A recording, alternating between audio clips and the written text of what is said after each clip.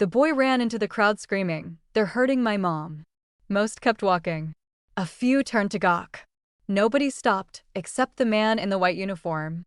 He knelt in the middle of the sidewalk, eyes sharp beneath the visor of his cap, and looked the boy square in the face. Blood on his knees. Dirt on his face. Tears streaking clean lines through grime. "What's your name?" the Admiral asked. "Ray. Ray Worley." The name hit harder than the boy's panic ever could. Behind them, the city buzzed on phones in hands, lattes in cups, lives in motion. But Admiral Antonio Ramsey's world stopped. The ribbons on his chest felt like weights. He hadn't heard that name in 20 years. Claire Worley. He remembered her voice before he remembered her face, calm in chaos, dragging him out of the sand while bullets chased their shadows. Ramsey stood, lifted the boy in one clean motion. A security aide stepped forward. The Admiral waved him off. "Where are they keeping her?" he asked. "I don't know," Ray whispered. "They took her in a van. Black suits. They said she shouldn't have talked." A mother silenced. A child let loose. Ramsey's fingers twitched at his side. Old reflexes. Old debts. From his inside pocket, he pulled a phone. A number no one was supposed to use. "Echo," he said into the line. "We're active." A car peeled up to the curb. No sirens. No insignias. No time. He opened the door, set Ray inside, and climbed in after him. No one watching knew who the boy was.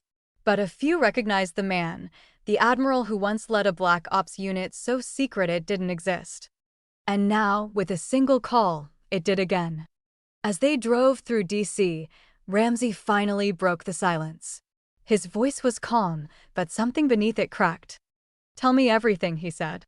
"Start with when they came." Ray blinked back tears and nodded. Outside the window, monuments to justice gleamed in the morning sun. But inside the car, a promise made 20 years ago was waking from its grave. Hey, before we continue with the story, please like this video, subscribe, and share where you're watching from in the comments.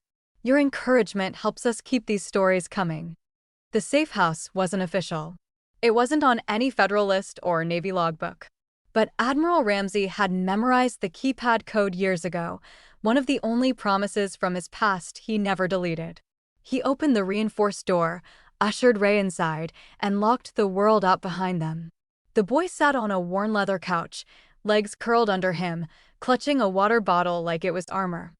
Ramsey stood in the narrow hallway, his back against the wall, breathing slow and hard. The weight of the name, Claire Worley, hadn't eased. If anything, it had tightened like a knot between his ribs. She'd disappeared 2 decades ago, with nothing but silence and dust in her wake. And now her son was sitting 5 feet away, whispering about men in masks and files someone wanted badly enough to take her. He turned toward the study, a small room off the kitchen where the air always smelled like cold metal and history. The walls were lined with binders, encrypted drives, and secure terminals older than some junior officers. Ramsey sat down and opened the one file he'd sworn never to touch again, Operation Scorchlight, Debrief, K-17/CLW. The digital folder opened with a chime, and the past surged up from beneath it like a mine underfoot. There she was, Claire Lynn Worley, linguist, civilian contractor, fluent in 4 dialects and fluent in war. The first image hit him hardest. Not a formal ID photo, but a candid one, buried in a field report. Claire kneeling beside an Afghan girl, holding the child's face in both hands, bandaging her forehead. Dust in her hair. Heat shimmer blurring the edges. Her eyes, steady, deliberate, kind, stared through the image like they still had something to say. Ramsey swallowed and scrolled down. Operation Scorchlight had been a high-risk clearance mission in southern Kandahar, retrieval of insurgent intel and suppression of local interference. Claire had been embedded as a translator. But the mission had gone sideways fast. Civilian casualties. Bad intel. Too many dead. Too many lies.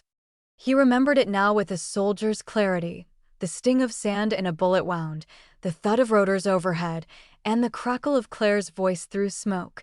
"Stay with me, damn it, you're not dying in my lap."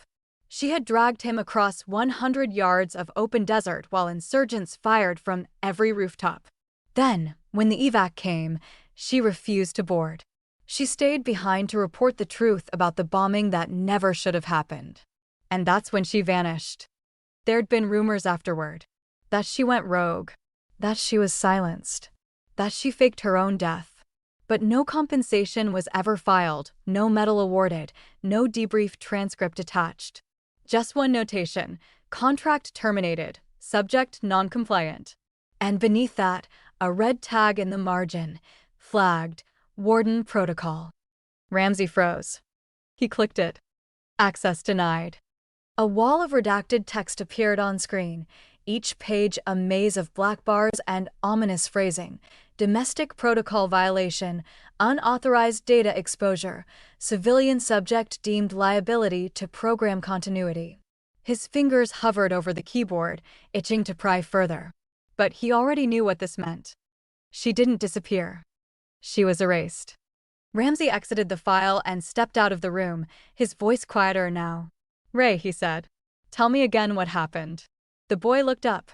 His face was cleaner now, but the panic behind his eyes hadn't dulled. 3 days ago, Ray said, men came to our apartment. Black vans. Black gear. They said my mom had something dangerous on her laptop. Did they take the laptop? They tried. She had already hidden it.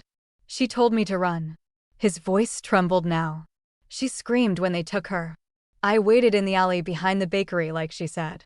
I waited until it was dark, and then I ran. Ramsey sat beside him, hands clasped. How did you find me? She left a note in my shoe, Ray said, pulling a crumpled square of paper from his pocket. It said, if anything happens, go to Admiral Antonio Ramsey. You can trust him. Ramsey took the paper. The handwriting was unmistakable. Sharp and even, just like Claire had always spoken. It didn't say please. It didn't say help. It just said trust. And for Claire Worley to say that, after what she'd seen the government do, it wasn't a request. It was a last act of faith. Ramsey stood, crossing the room again. He unlocked a secured drawer and slid a black hard drive into the terminal. Within seconds, he was bouncing between classified intelligence logs and outdated interagency briefs. He searched Claire Worley again, this time using level 6 Admiral clearance. Nothing. Then he tried a different path. Keyword: Project WARDEN. The screen flashed once. Then loaded a single file. It was labeled Project WARDEN, Internal Oversight Memo, Eyes Only. Half the document was redacted. But the phrases that remained painted a terrifying mosaic. Adaptive domestic surveillance system. Civilian test pool terminated. Whistleblower containment in effect. High-value exposure predicted via simulation modeling. Civilian target. Worley, CL. He leaned back in the chair, eyes narrowing. They hadn't just kidnapped Claire. They were using her. And worse, the system itself had predicted her resistance. They had foreseen the whistleblower before she ever sent an email. They knew who she'd tell. They knew she'd send her son. That meant Ramsey was already being watched. He shut the computer off and walked back into the main room. Ray had fallen asleep on the couch, his small chest rising and falling beneath an oversized hoodie. One of Ramsey's old ones, navy blue and soft at the edges. Ramsey watched him for a long moment, not with pity, but with clarity. Claire had saved his life once. And now, in the same precise way, she was asking him to save hers. He returned to the study and picked up a dusty burner phone from the back drawer. He dialed a number no longer listed in any active database. It rang twice. Then a voice answered. I need eyes on Warden, Ramsey said. And I need them tonight. The voice didn't ask for a reason. Because only 2 kinds of people ever called this number. The desperate. And the dangerous. Ramsey leaned over the terminal, the dim glow of the screen illuminating only part of his face. He'd tried 4 separate access keys, each linked to different clearance levels across different command sectors. Every single query came back the same: access denied. Logged. Flagged. Even his admiral rank barely scratched the surface of whatever sat behind the digital iron doors of Project WARDEN. The name might as well have been chained shut with national secrets and silent graves. He paused, cracked his knuckles, and opened an encrypted line reserved for Black Eagle contacts, the few left. One name flashed up on the list: Captain Lorna Reyes, retired. Ramsey hadn't spoken to her in 6 years, not since the commission shut down her domestic threat modeling unit. But if Warden was what he suspected, Reyes would know the smell of it and the bodies it left behind. He sent one word: live. The screen blinked once, then twice. Then a reply appeared, only when it matters. Is this that time? Ramsey hesitated. His fingers hovered over the keyboard, but not out of doubt, out of the awareness that sending the next message would crack open every classified seal around Claire's disappearance. He typed, Project WARDEN. Civilian leak. Claire Worley. Gone. Then he hit send and leaned back. Lorna called 5 minutes later. Her voice was hoarse from chain smoking and long silences. Tell me you're not doing this because you're bored, she said flatly. Tell me it's not just another ghost you're chasing down. Ramsey didn't bother explaining. She saved my life once, he replied. I think they're trying to make sure she never saves anyone else. Lorna didn't answer immediately. On her end, Ramsey could hear the soft hum of data cores spinning up, her own off-grid system booting back to life. You know Warden wasn't just surveillance, right? She finally said. It was next-gen behavioral patterning. Predictive targeting. Homeland tried to kill it in committee, but someone took it private. Her voice dropped. You have no idea how deep this goes. Ramsey's voice hardened. Start from the top. Lorna's eye filtered through the line like static. After September 11th, everyone scrambled for data. But collecting it wasn't enough. They wanted to predict it. Warden used domestic metadata, emotional profiling, and social behavior modeling to simulate future threats before they happened. In theory, it was preemptive protection. In practice, it was profiling civilians before they made a single decision. Ramsey stood, pacing slowly in the shadows. And Claire, he asked. Where does she fit? Lorna chuckled darkly. She was the outlier. She found a line of code in their threat engine that flagged her town as a statistical instability vector. Hollowbrook, Virginia, flagged for civilian descent potential. Claire tried to whistleblow. Her laptop went dark 2 days later. Something cold settled in Ramsey's gut. How many others? He asked. Lorna paused. 3 I know for sure, she said. 5 if you count disappearances that didn't make headlines. They're not detained, Tony. They're disappeared. Buried under contracts and bad luck. Ramsey glanced toward the main room where Ray slept under a thin blanket, the boy's small hands curled near his chest. Ray said men in masks took her, he said. No insignias. No warrants. They came like they'd rehearsed it. Lorna responded without hesitation. Because they had. They've practiced this for years. Shadow extractions. 0 footprint. No paper, no press, no prosecution. He lowered his voice. Then why leave the boy? Lorna's end went quiet. Then, they didn't leave him. They released him. Ramsey blinked. Why would they? Because she taught him your name, Lorna said. And they want to know what you'll do next. Ramsey's jaw clenched as the pieces clicked together. Claire had seen it coming, not just the raid, but the aftermath. She knew she wouldn't make it out, not unless someone on the outside made noise. And she knew exactly who would. That's why Ray had the note. That's why he knew where to run. Ramsey ended the call and walked back into the living room, the only light now coming from a single-floor lamp flickering above Ray's sleeping form. The boy stirred slightly, sensing movement. Ray, Ramsey said gently. The boy sat up, eyes half-lidded but alert. Yeah. I need to ask you something important, Ramsey said. When those men took your mother, did they say anything else? Ray rubbed his face, frowning. They said she had something dangerous. Something she wasn't supposed to find. And one of them said, he paused, nervous. He said, the boy will bring him out. He won't be able to help himself. Ramsey felt the burn of betrayal rise in his throat, not toward the boy, but toward the country he once served without question. Did your mom ever talk about me? He asked. Ray nodded. She said you were brave. That you didn't owe her anything, but you'd remember. He looked up at Ramsey. She said, if it ever gets bad, go to the Admiral. He's the only one who'll still do what's right. Ramsey didn't answer at first. He sat beside the boy, staring out the reinforced window, where the lights of DC blinked like distant warnings. She was right about one thing, he finally said. I do remember. He stood and placed a steady hand on Ray's shoulder. And now it's my turn. If someone once saved your life and then vanished trying to expose the truth, how far would you go to repay that debt? Leave your answer in the comments and subscribe if you believe some debts are too sacred to ignore, especially when the system wants them forgotten. The morning after Ray's call, Ramsey filed a preliminary incident report through the proper encrypted channels. He didn't include Claire's name, only that a civilian whistleblower connected to a compromised surveillance program had been abducted without legal cause. He cited irregular paramilitary tactics, violation of domestic protections, and potential misuse of national security protocols. A report like that should have triggered a bureaucratic tangle, not a phone call. But the response came 2 hours later, silent, clean, and terrifying. His secure line rang once. No ID. No signal trace. Just a click and then a voice. Dry, sterile mail. Admiral Ramsey.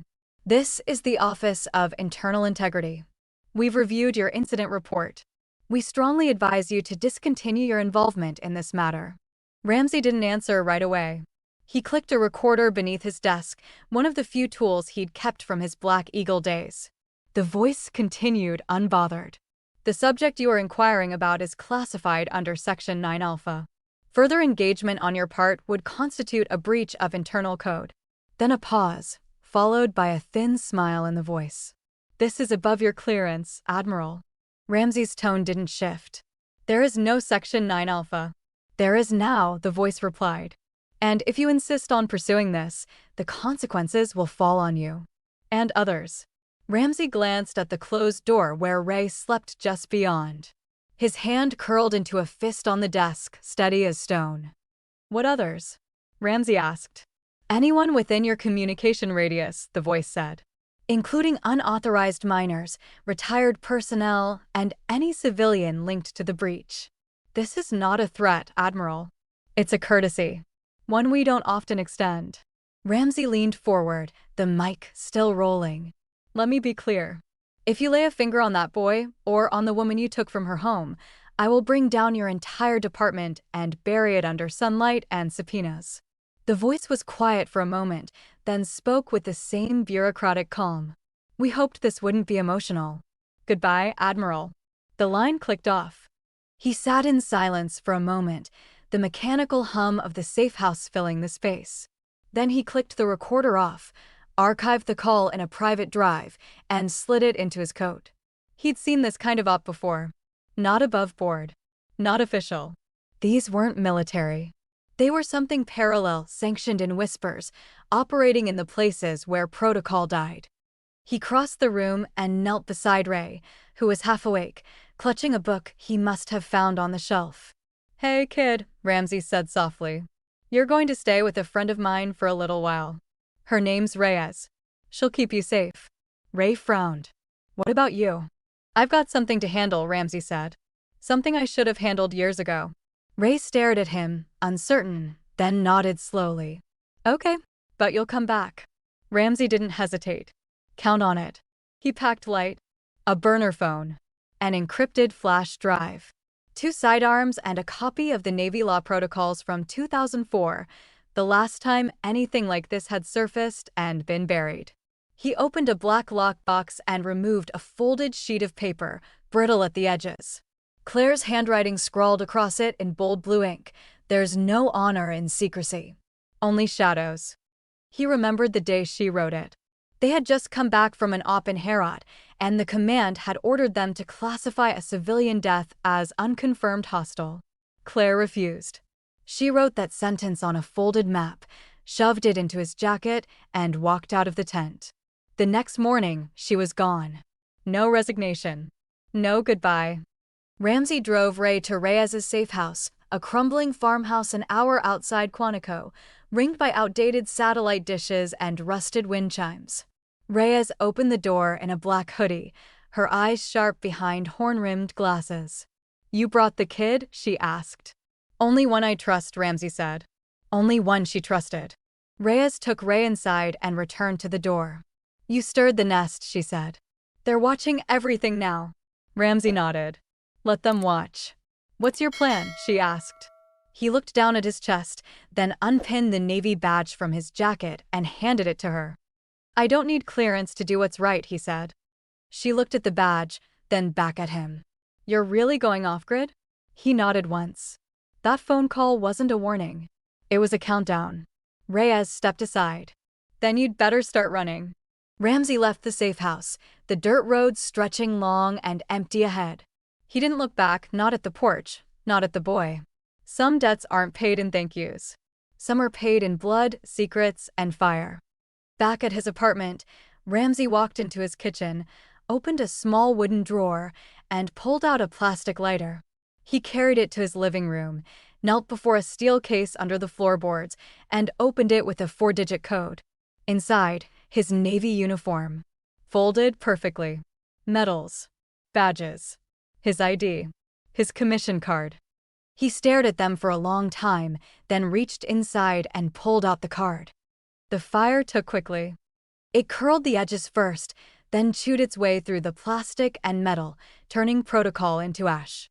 Ramsey watched until it was nothing but smoke and memory. Then he stood, alone, a soldier without a nation, but with a purpose again. It started with a flicker in the satellite dish. Reyes had just brewed coffee when the signal jammer hit, a subtle static disruption only old field analysts would catch. She dropped the mug before it shattered and rushed for the panic switch embedded beneath a floorboard plank. Ray looked up from the corner of the room, eyes wide. Get your shoes, she said. Now. They had 20 seconds. Infrared cameras mounted on the roof caught 4 figures moving through the tree line, dressed in matte black, no insignias, no flash. Tactical formation. Clean movement. Too professional for local law enforcement, too silent for amateurs. Reyes cursed under her breath and pulled Ray by the hand toward the basement hatch. The house shook with the first breach charge. Bookshelves toppled. Glass fractured. The front door blew inward with a controlled pop, sending splinters across the hallway. Reyes kicked open the basement door, shoved Ray down the narrow steps, and followed just as a voice barked, on the ground. Hands up. But there was no one left to see. Below ground, she yanked a tarp off a concealed panel and ripped open a wall. Behind it, a tunnel. Old. Crude. Reinforced with scavenged metal and wiring she'd installed over the years just in case paranoia turned out to be prophecy. Ray followed her in silence, crawling on hands and knees. Behind them, boots hit the basement floor. They emerged in the woods 50 yards from the property. The moment Reyes stepped clear, she triggered the failsafe. A chain reaction detonated behind them, not enough to kill, just enough to bury.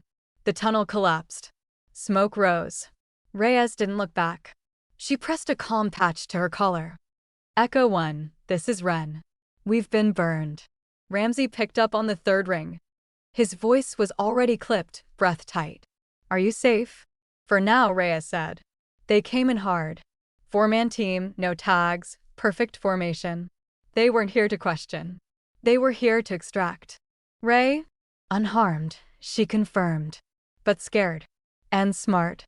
Ramsey paced the perimeter of a safe house on the coast, one of his old recon cabins outside Annapolis. The call confirmed what he already suspected. They weren't just trying to silence Claire. They were accelerating. They know I'm in, he muttered. And they're moving faster than I thought. Reyes exhaled slowly. We need leverage. Now. Later that night, Reyes cracked open the external hard drive Claire had embedded in Ray's backpack, hidden beneath foam, sealed in carbon shielding. She worked in silence, fingers flying over the modified terminal. Ramsey watched the data spill across the screen in bursts, line code, signal logs, packet traces. A map appeared, digital and red. Marked nodes pulsed in major metro centers. Surveillance points? Ramsey asked. Reyes shook her head. Prediction nodes. Prediction, he echoed. Warden doesn't just watch people, she said. It calculates what they're likely to do before they do it. Location, speech patterns, job history, even tone analysis from voice assistants. It doesn't track enemies. It profiles everyone. Claire had discovered this and realized the system's scope extended far beyond national borders. The real bombshell came next. Deep in the encrypted files sat an unindexed contract trail. Foreign buyers, private military tech groups, anonymized bidders. Reyes leaned back in her chair, her voice like gravel. They're selling it. Ramsey's eyes narrowed. Who? Everyone with the money, she said. Ukraine. Singapore. A biotech conglomerate out of Dubai. 2 anonymous purchasers routing through South African fronts. It's surveillance as a service, licensed digital tyranny. Claire had tried to leak the data, but the system had seen her move before she made it. That's why they came for her. Ramsey pulled up a command module on a separate screen. Claire's phone pinged 2 days before Ray found me. He keyed in the last GPS signal, which traced to a null zone just off the highway near the Blue Ridge border. No city name, he muttered. No town listed. Just this pin drop. Reyes leaned closer. That's not on any civilian grid. Ramsey zoomed in until the digital map exposed a structure half buried in the terrain. Underground facility, he said. How do you know? Because I've built them. The building was windowless. Concrete perimeter. Hidden from casual satellite detection, but not from military eyes that knew what to look for. It was less than 2 hours from where Ray had fled. Claire hadn't been moved far. She'd been contained. They're not holding her, Ramsey said, voice low and final. They're breaking her. If you discovered your government was predicting, not just watching your every move, how would you fight back, or would you? Drop your answer in the comments and subscribe if you believe some stories deserve to be told, even when they weren't meant to be. Ramsey didn't have a formal team. He had something better, loyalty forged in places maps never marked. He sent one message through a secure back channel, Echo Lance. Immediate. 0 sanction. Full burn. 3 replies came in under 10 minutes. One from Michigan, one from Baja, one from a ghost he thought was dead. By nightfall, they were all in the cabin. Cole Maddox, sniper. Serena Voss, tech and infiltration. Ty Harker, breach and containment. Each had served under Ramsey in ops that never made the books. Each owed him more than a favor, they owed him blood. The plan came together fast. They reviewed satellite images of the black site, identifying guard rotations, access tunnels, and structural weaknesses. Reyes had hacked the local utility company to trigger a scheduled maintenance outage. That would be their window. They'd be ghosts in and out, no longer than 12 minutes on site. Ramsey outlined entry. Disable the perimeter grid. Access the service hatch on the east wall. Descend 3 levels underground. Extract Claire. Return via emergency exfil point in the drainage trench. They didn't plan for casualties, but they were prepared for them. In the middle of the prep, Ray appeared in the cabin doorway. He wore one of Ramsey's old field jackets, too big and rolled at the sleeves. I'm coming, he said quietly. No, Ramsey replied instantly. Ray didn't move. She's my mom. You're a kid, Ramsey said. This is war.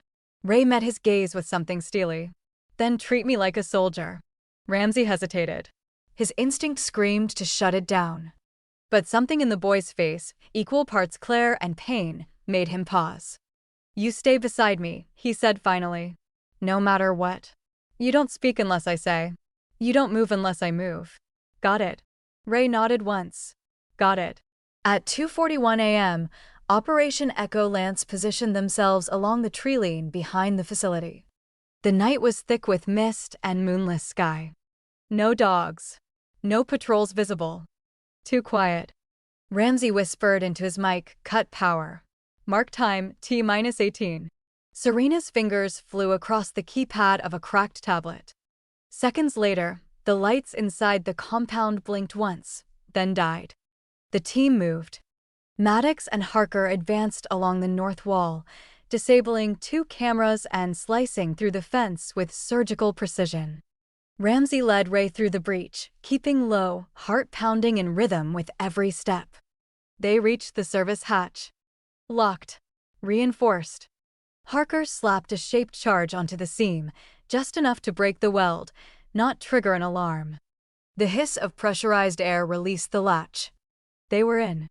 The inner corridors were concrete and claustrophobic, built not for comfort, but for control. Each turn was calculated. Each light fixture positioned to disorient. The walls bled condensation. Ramsey motioned with 2 fingers down. They descended a maintenance shaft and landed on level -3. Ahead, 2 guards rounded the corridor, unaware. Maddox dropped one with a silence shot. Harker tackled the second with brutal precision. No alarms. Not yet. They found the cells. 6 doors, all steel, all locked tight. Ramsey scanned for access points, then stopped cold. Behind one door, a woman seated, her hair matted, one eye swollen. Claire. Even through the dim red backup lighting, he saw her jaw tense at the sound of boots. She didn't flinch when the door opened. Ramsey stepped in, breathing sharp. She lifted her head slowly. "Took you long enough, Admiral," she rasped. He crouched beside her, hands working at the chain. "You always had a flair for entrances," she muttered. "Still stubborn then. You look older. You look like hell." She managed a weak smile. The chain burned cold with embedded circuitry. Serena handed him a cutter, and within seconds, Claire's wrists were free. She collapsed forward, but Ramsey caught her. Ray stepped into the cell. Claire froze. Then her eyes filled. "Ray," she breathed. He ran into her arms, and for one impossible second, the black sight disappeared. Then the second ended. From behind them, a whisper of movement. A shadow in the corridor. A man in full tactical gear raised a suppressed pistol at Ramsey. Ray saw it first. He didn't scream. He didn't run. He picked up a broken piece of concrete from the floor and hurled it with everything he had. The rock struck the agent's visor. The shot missed. Ramsey turned, drew, and fired once, clean, center mass. The agent dropped without a word. Echo Lance moved fast after that. No more whispers. Just gunfire, shadows, and adrenaline. They cleared the corridor, exited through the trench route, and disappeared into the woods just as the power returned. 12 minutes. Exactly. At the evac point, Claire collapsed into the transport bay, clutching Ray against her chest. She didn't speak. She didn't cry. She just held him. Ramsey sat across from them, blood on his sleeve, weapon resting in his lap. No one spoke. They didn't have to. The first alarm cracked through the still air like a lightning strike. A shrill, metallic wail erupted from the facility behind them, followed by the hum of backup generators roaring to life. Red lights flared across the perimeter, scanning the tree line as the compound finally woke to the breach. Ramsey didn't look back. "We're blown," he muttered into his calm. "Execute fallback protocol. All teams scatter and extract." Maddox and Serena split east. Harker dropped a motion beacon to confuse their trackers, then vanished into the underbrush. Ramsey hoisted Claire onto his back, her breathing shallow, her arms limp.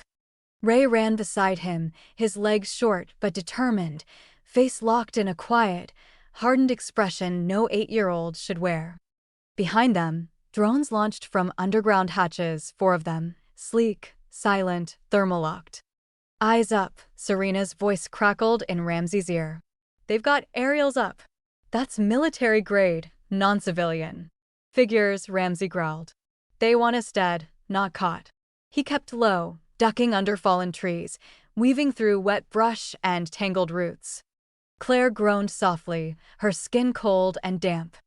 Ramsey could feel the fever burning through her. Whatever cocktail they'd pumped into her system was spiking now. "She's going septic," Reyes had warned before the op. "You won't have long." But they didn't expect her to start seizing. It hit suddenly, her body jerking violently on his back, fingers clawing at his shoulder. "Ray, move," he barked, kneeling and lowering her to the forest floor as gently as he could. She convulsed, foam beginning to gather at the corner of her lips. Ramsey dropped to his knees, dug into his vest, and found the emergency injector. One stab into her thigh. One whisper, "Stay with me, Claire." Ray dropped beside her, hands shaking but trying to help, trying to hold her wrists steady like he'd seen in movies. The seizure passed in 40 seconds that felt like 400. Claire's breathing evened, but her consciousness didn't return. Ramsey scooped her up again and kept moving. Branches whipped past them, thorns tearing at his sleeves, sweat burning into his eyes. Every step was a risk. Every second they stayed on the ground increased the odds of being seen, scanned, or gunned down from above. ETA 2 minutes, Maddox said over the comm, drop zone marked. You'll hear the rotors. Ray tripped once, scraped his elbow, but didn't cry out. Ramsey glanced at him, surprised by the silence. The boy didn't complain. Didn't whimper. He just kept running, face set, feet pounding into the mud with unrelenting will. Stubborn, Ramsey muttered. Just like her. They reached the clearing. The medevac bird was already hovering low, blades chopping through mist and dirt, kicking up a cyclone of debris. Painted gray. No markings. Ramsey recognized it immediately, one of NATO's old shadow birds, the kind reserved for wet work and denied missions. The pilot gave him a tight salute and lowered the ramp. Get in. We don't have time. Ramsey lifted Claire onto the deck. Ray climbed in behind him.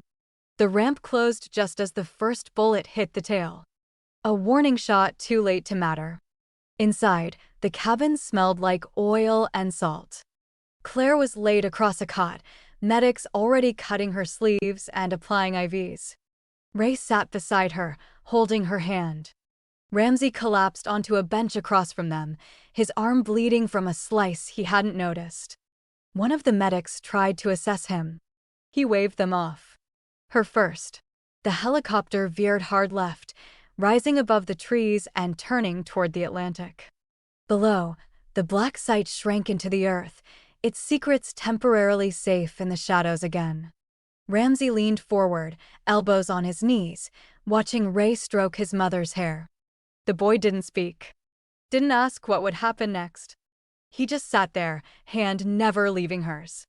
Ramsey looked down and noticed something, his own glove, bloodied at the palm, torn at the knuckles.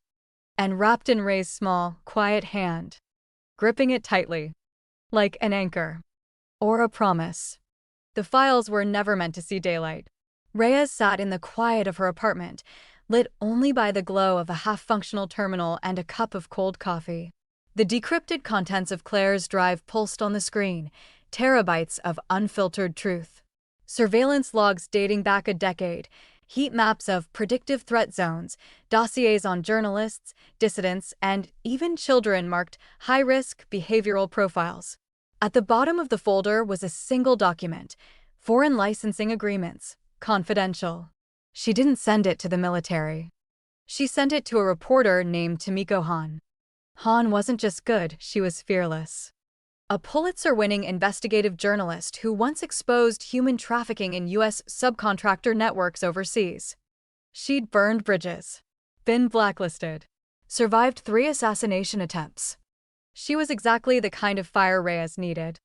The files were uploaded to a private cloud with dual encryption protocols. Within hours, Han responded with one line, "I'll burn the whole building down."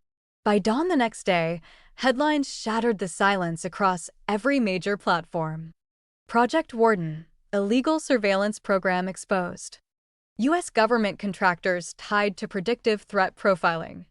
Black site network confirmed in Virginia. And then, the one that started the avalanche, kidnapped whistleblower found alive, Admiral involved. Footage leaked alongside the files. Low-resolution thermal scans of the raid. Still images of Claire, bruised, chained, alive. Ramsey's voice, recorded from Reyes's safe house, played across national broadcasts. They're not holding her. They're breaking her. Public outrage wasn't slow, it was volcanic. Thousands took to social media demanding accountability. Veterans condemned the use of military-grade tech on civilians. Lawmakers scrambled to distance themselves from the program, claiming ignorance, shock, or fabricated signatures. But the damage was done. The Office of Internal Integrity officially denied existence until a single leaked memo surfaced from a Senate intelligence aide.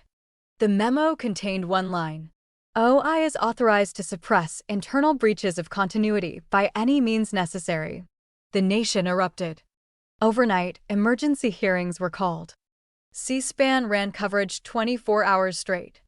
Claire's name was whispered like a ghost in the chambers of Capitol Hill. They wanted her testimony. They needed it to complete the narrative. She agreed, but only under two conditions: a secure location and no redactions. Her voice, quiet but resolute, appeared via satellite. She described what she'd found. How WARDEN had begun as a behavioral mapping system for foreign insurgency. How it was repurposed to map American civilians, targeting communities labeled potentially volatile. She named contractors, named supervisors, described agents by face and voice. And she never once asked for protection. Only accountability. The final moment of her testimony came when a senator asked, "Why didn't you run?" She replied, "Because I already had a son. And I refused to let him grow up in a world where silence looked safer than truth." Across the room, Ramsey watched from a secure window. He didn't wear his uniform. The Navy had offered him a quiet retirement package. No hearings. No reprimands. A neat exit for a man who made too much noise. He declined it. Instead, he walked to a podium the next morning, in front of a sea of cameras. He wore a dark civilian suit and stood without notes. "My name is Antonio Ramsey," he began. "I served this country for over 25 years. I believed in its promise. But a few days ago, a child came to me barefoot, bleeding, afraid. He said, 'They're hurting my mom.'" The silence was immediate. Ramsey looked at the lens like it was a live target. "And I did what I was trained to do. I assessed the situation. I acted. And I didn't wait for permission, because what stood before me wasn't protocol. It was humanity." He paused. His voice didn't tremble. "A child asked for help. The Navy trained me to serve. So I did. If doing the right thing meant disobeying the very system you swore to protect, would you still do it?" Leave your answer in the comments, and subscribe if you believe that truth isn't a threat, but the beginning of real justice. They didn't take his stars. Ramsey resigned before they had the chance. He walked into the Pentagon with his head high, in uniform, medals intact, and placed his credentials on a polished oak desk without a word. No press. No cameras. Just quiet respect from officers who had once saluted and now couldn't meet his eyes. The official statement read, "Rear Admiral Antonio Ramsey has chosen to retire after decades of distinguished service." It said nothing about whistleblowers or raids. Nothing about black sites or exposed programs. But those who mattered already knew. And those who didn't, well, they'd stopped deserving the truth a long time ago. Ray watched from the other side of the glass at the secure federal facility where Claire was recovering. He held a juice box like it was an artifact, sipping slowly, eyes tracking everyone who entered the room. He didn't speak much, not unless it was to his mother or Ramsey. Claire had been moved to a protected safe house outside D.C., guarded by 2 U.S. Marshals and a rotating FBI liaison. This time, the government wasn't there to erase her, they were there to protect her. Claire's injuries were healing, but the weight in her voice hadn't lifted. Each morning she would sit by the window, sunlight hitting her shoulder, and say nothing for a long time. Ramsey visited when he could. They rarely spoke of the facility. They spoke instead of Ray, of his quiet bravery, and of the night that broke everything and stitched some of it back together. "I didn't expect to come back," Claire said once. Ramsey looked at her without judgment. "And yet," he said, "you came back with purpose." Ray had been officially placed in Claire's custody, his record sealed, his name removed from public trace networks. He was no longer just a witness. He was part of history now. Reyes oversaw the transition, making sure every digital breadcrumb that could be used to find them was erased. "He's safe," she told Ramsey. "At least as safe as anyone can be when they've lived through what he has." In the weeks that followed the hearings, several names began appearing on arrest logs. 2 contractors were indicted for conspiracy to commit unlawful detainment of a U.S. citizen. 1 senior analyst from OI was named in connection to the black site, his assets frozen, his passport revoked. A former Deputy Secretary of Defense quietly retired under medical leave. And one by one, more whistleblowers surfaced. Not just because they believed in the cause, but because Claire had survived. Because someone had come for her. Ramsey received the letter on a rainy Thursday, delivered by an aide who wore no rank insignia and said nothing beyond, "You're expected to read it in private." He waited until evening, then opened it in the quiet of his apartment. No signature. No seal. Just a plain card on heavy paper. It read, "The uniform was never what made you honorable. You reminded the country what duty actually means. Thank you." He folded the letter once, then placed it in the box where he kept his campaign bars and Claire's old hand-drawn map of Herat. The rain tapped gently against the glass as he sat there in silence. A week later, Ray showed up at his door. He wore a canvas jacket, too big in the sleeves, and held something behind his back. Claire stood behind him, thinner but stronger. The guards waited respectfully at the curb. Ray held up a folded piece of white printer paper, edges crinkled from his pocket. "I made this," he said simply. Ramsey unfolded it. It was a drawing done in crayon, childlike but careful. 3 figures stood beneath a rising sun. One tall man in dark blue. One woman with long hair. One boy with a red shirt, standing between them, smiling. Below it, in block letters, was a single word: home. Ramsey stared at it for a long time, then knelt down and looked Ray in the eyes. "You're a good artist," he said. Ray shrugged. Mom helped with the faces. Claire smiled faintly, stepping closer. "He wanted you to have it." Ramsey stood, folding the drawing with reverence. "Well," he said softly, "it'll go in the box with the rest of the truth." And for the first time in weeks, the air around them didn't feel like it was holding its breath. It just felt still. And honest. The park was quiet, tucked between rows of trees that curved like protective arms around the perimeter. Birds chirped lazily in the branches overhead, and a single fountain bubbled in the distance.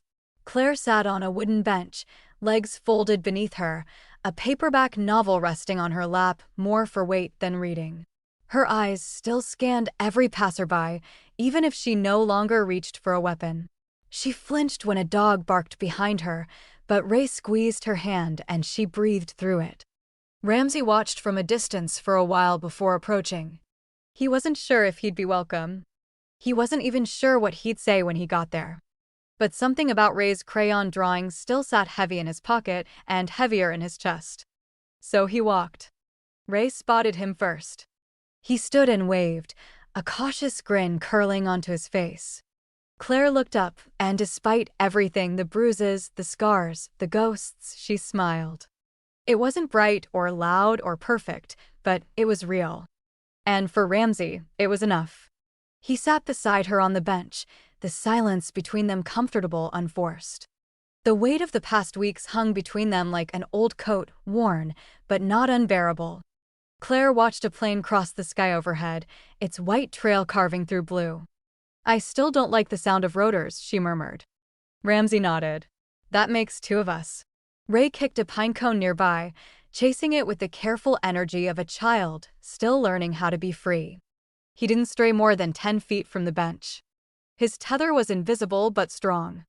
Claire glanced at Ramsey. "You could have walked away." "I almost did. But you didn't." "No," he said. "Because he found me first." Claire's eyes shone not with tears, but with something steadier. Gratitude, maybe. Or recognition. She reached into her coat and handed him the folded drawing again. He added something. Ramsey opened it. The 3 figures were still there beneath the sun, but now there was a small house drawn behind them, crooked and boxy and shaded yellow. A garden in front. A flag on the roof. Above them, the word home had been colored over in darker ink, as if to make sure it stayed. Ramsey's breath caught in his throat.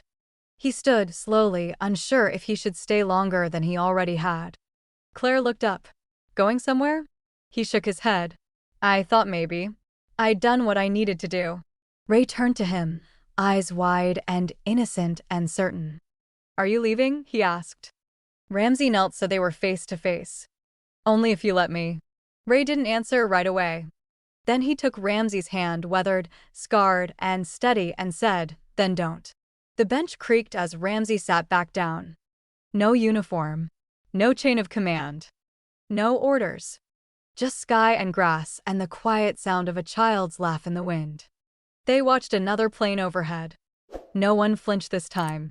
The sun stretched across the horizon, warm and unhurried, like it had nowhere else to be. Claire rested her head on Ray's shoulder. Ramsey sat still, one hand on the bench, the other still clutching the drawing. And for the first time in decades, Admiral Antonio Ramsey chose not to follow orders. He chose to stay. And thank you for watching until the end. There's another exciting story waiting for you on the left screen, don't miss it.